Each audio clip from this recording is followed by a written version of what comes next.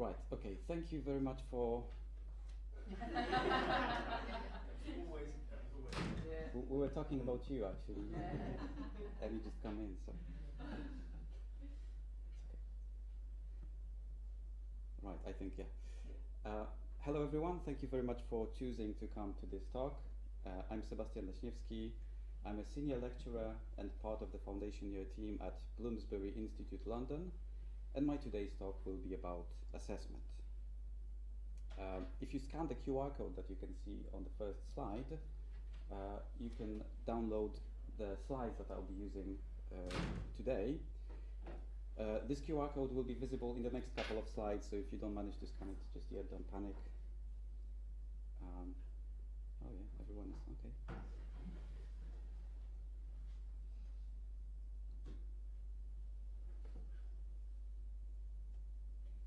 Okay, so I want to begin my today's talk with a quote from this book titled Teaching International Foundation Year, a practical guide for EAP practitioners in higher and further education, which came out in 2022. It's quite an enjoyable and refreshing read, although in the preface I came across this statement.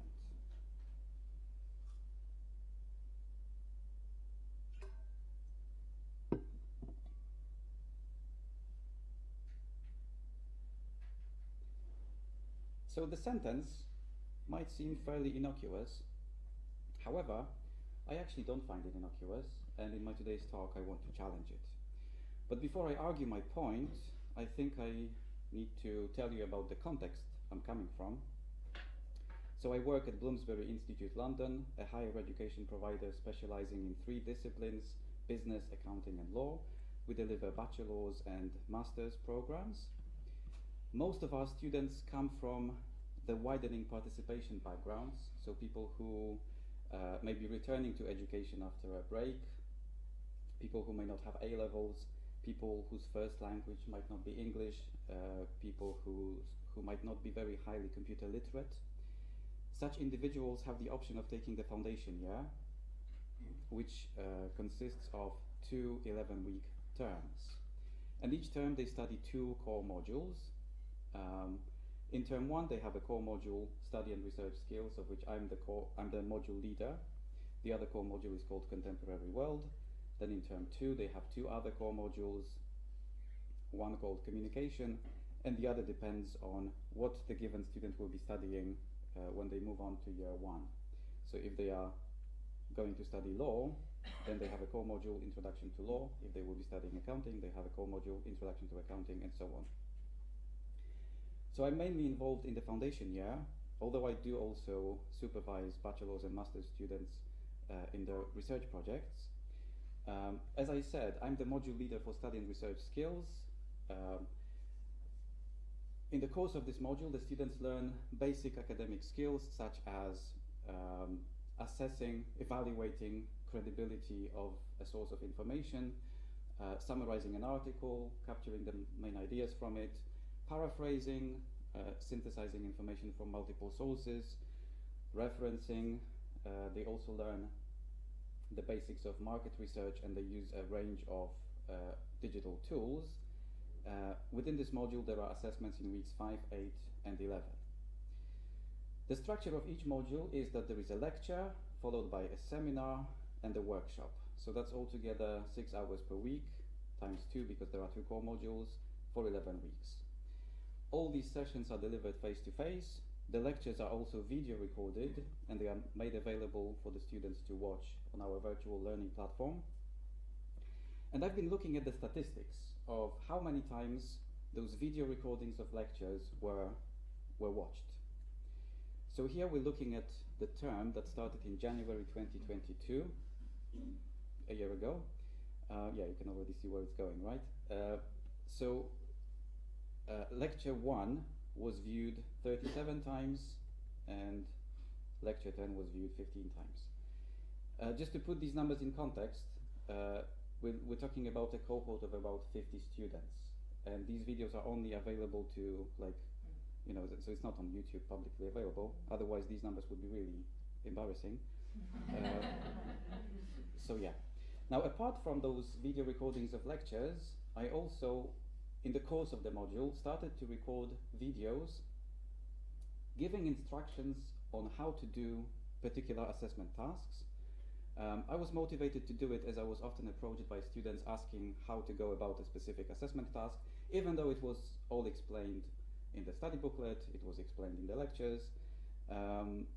So I thought that perhaps I could record a video of myself explaining it, so that next time a student asks me about assessment, I could just give them a link to my video. And yeah, so assessment 1 consisted of several tasks, and I recorded a video explaining how to do task 2, which was to evaluate credibility of a short online article. And as you can see here, that video had 82 views. In brackets you can see the length of the recording, so this one was 31 minutes long. You can also see the lengths of the lecture recording, so they are 1 hour 24, lecture 1, 1 hour 9 minutes, lecture 10. Below you can see a few other videos giving instructions on how to go about a particular assessment task. Here are some screenshots of what these videos would look like. So at the top is a frame from from a video recording of one of my lectures, so that's me in the lecture theatre. And below is a frame from one of my instructional videos, that's again me, this time at my home, sharing my computer screen, pointing to things, explaining where to find things, and also talking the students through an example answer to the task. So the pattern that is emerging here is that the videos explaining assessment tasks had more views than the lecture recordings. Well, if we look at the numbers, they might not, if you look at the difference between the numbers of views of these two types of video contents, they might not seem overwhelming, but I ran the t-test to compare the averages, and this difference is actually statistically significant. So this tendency could be explained by the fact that, at least in theory, the students would have already been to the lecture, they should have some notes from the lecture, maybe therefore they don't have a need to watch it back. On the other hand, the lectures did include information about assessments. The course is actually designed so that the contents of the lectures are aligned with the assessment tasks, so there would be a reason for the students to go back to those lecture recordings. This relative popularity of those instructional videos could also be linked to their length. So as you can see, they are considerably shorter than the lecture recordings. Another factor that could have some effect is that the instructional videos had better sound quality. So the sound in the lectures was picked up by the mics on the lectern, whereas to record my instructional videos, I used my professional condenser mic. One other difference between these two types of video contents, probably the key difference, is that those instructional videos included indicative answers. So I was talking the students through example answers to the tasks. So if I were to summarize why the students tended to see those instructional videos as more useful, I mean, why these videos were more popular, it's because they probably found them more useful. They might have seen them as more useful. So, in the next term, which began in June, there was a new cohort of students. And this time I decided to gauge the students' attitude towards, towards different types of video contents available to them through a survey. In the course of this module, the students learn to design an online questionnaire, and one of the activities that they did in class began with them filling in an online questionnaire before they created one themselves. And one of the questions I got them to answer was this.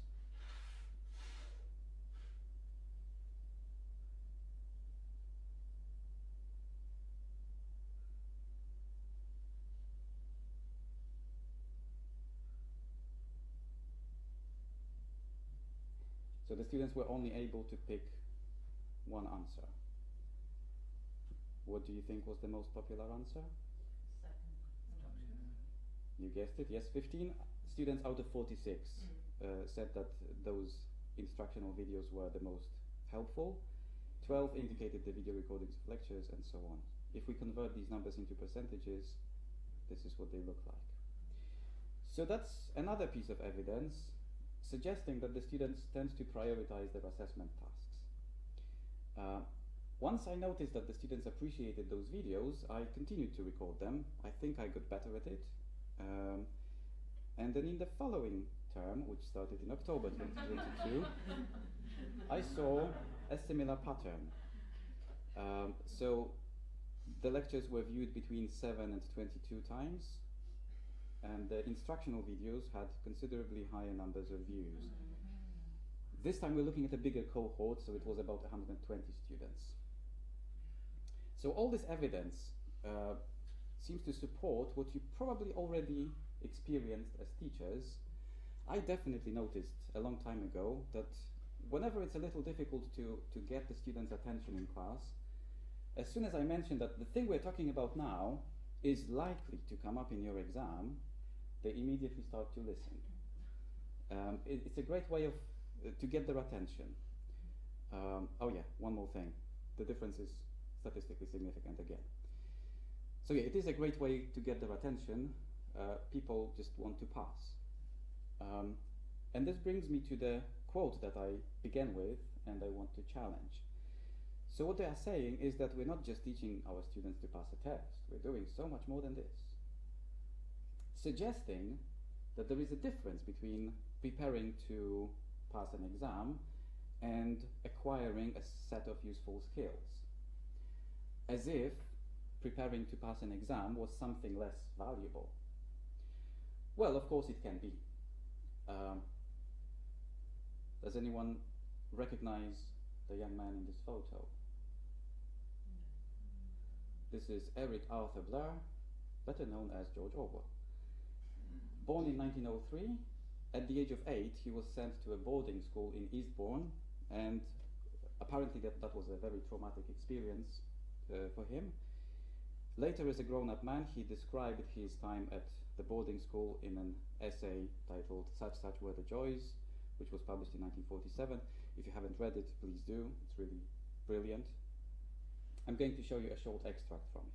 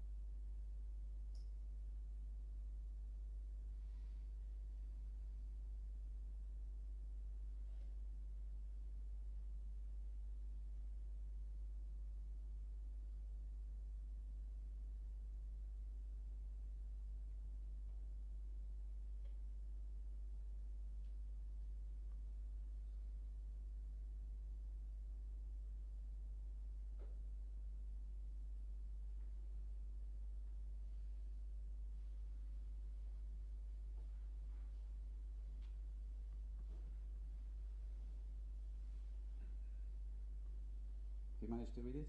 Yeah? So this is a situation where the teachers are teaching their students to pass an exam, and this is a very bad sort of teaching. So the students are trained to memorize information they don't understand. Hello.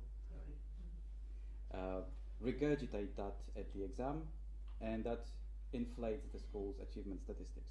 So if this is what we mean by teaching to pass a test, then I'm not going to argue that this is a good thing. This example is from more than 100 years ago, but this sort of thing unfortunately still happens in various parts of the world. If you have watched the HBO series The Wire, you might remember a more recent example of teaching to pass an exam. So the character in the center has recently become a teacher, and the school management is telling their teachers that the school needs to improve its achievement statistics, and therefore the teachers have to teach their students exam questions, to memorize exam questions and answers, to artificially inflate the results. Again, that's not the sort of teaching to pass a test that I'm going to argue in favor of. Well, let me give you an example from my own experience as a teacher. So I once had a student who needed to take the GESE exam. Grade 5 is equivalent to the B1 level. This is a speaking and listening exam, which consists of two parts. In part 1, the candidate talks about a topic that they've prepared. It could be about their work, their hobbies, their everyday lives. In part 2, the examiner asks some follow-up questions, and it's more of a free conversation. So my student was a builder. He was able to communicate in English, but he made a lot of errors, including pronunciation errors, which would often lead to misunderstandings. So it was kind of touch and go. Maybe he would pass this exam, but he could as well fail it. So I coached him. It just so happens that we share the same first language. So he was able to tell me stuff in Polish, and I was able to turn that into fairly eloquent English, such as this.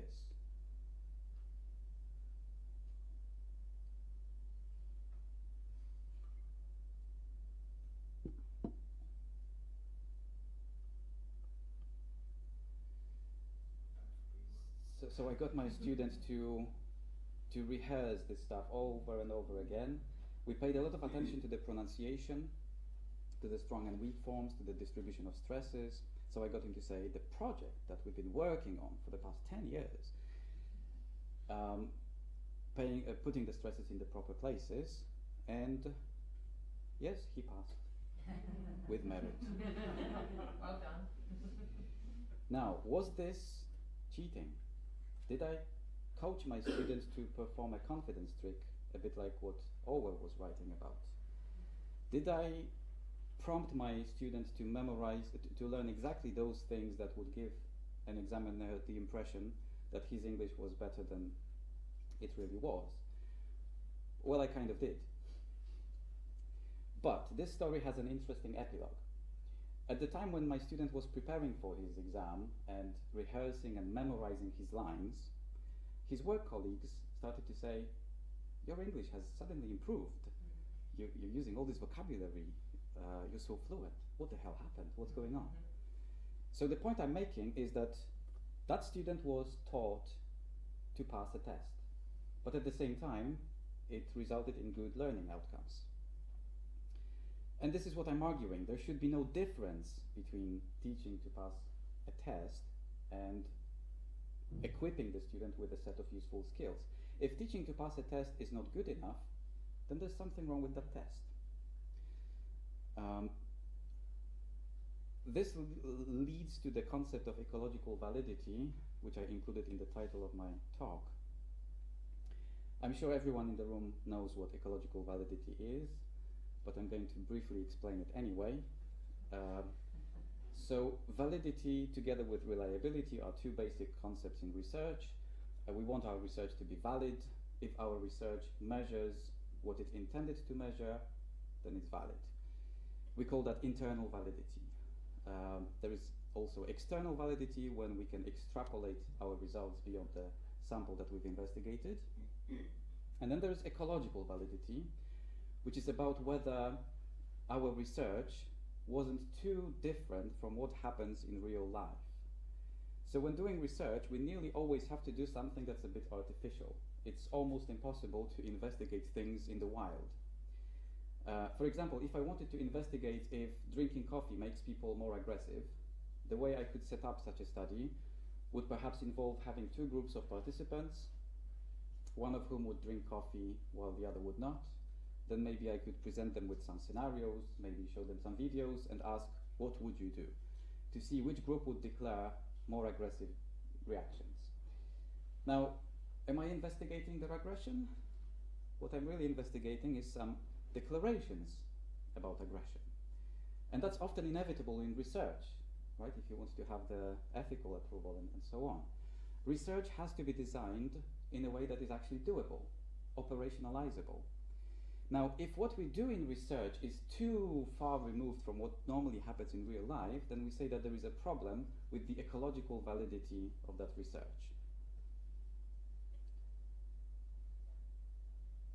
So ecological validity is about the gap between lab and life, and we just don't want that gap to be too big. So one of the reviewers of my proposal asked why I chose this term, ecological validity. Is it suitable in this context?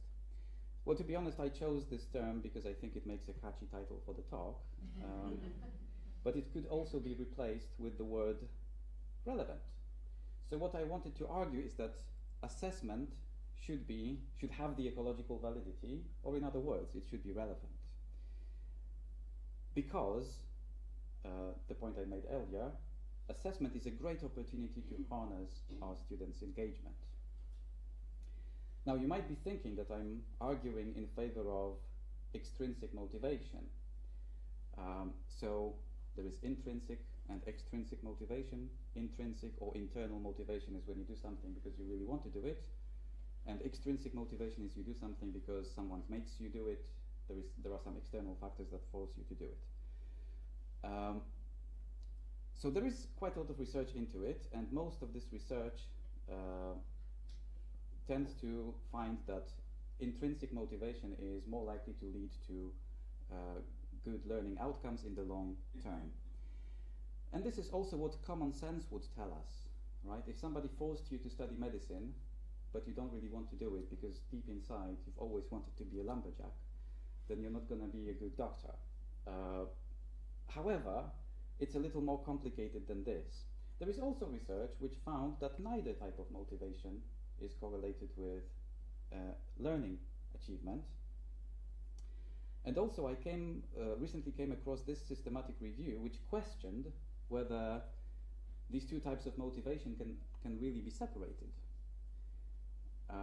The authors come to the conclusion that perhaps they can, because apparently different regions of the brain are activated when you're extrinsically motivated and when you're intrinsically motivated.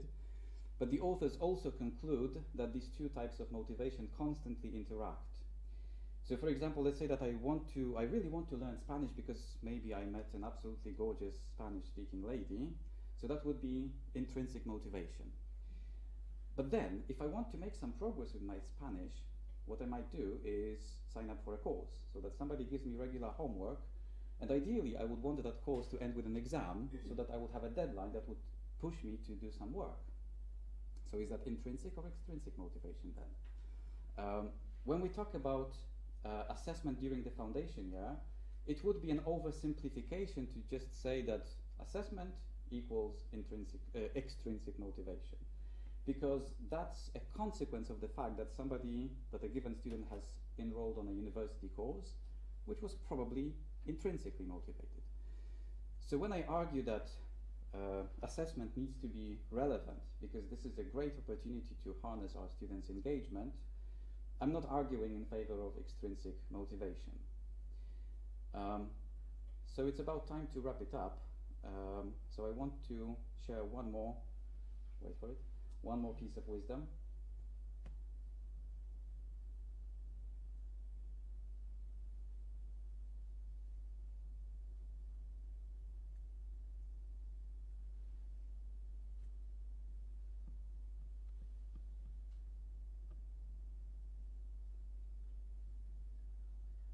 Right, so yeah, that's me.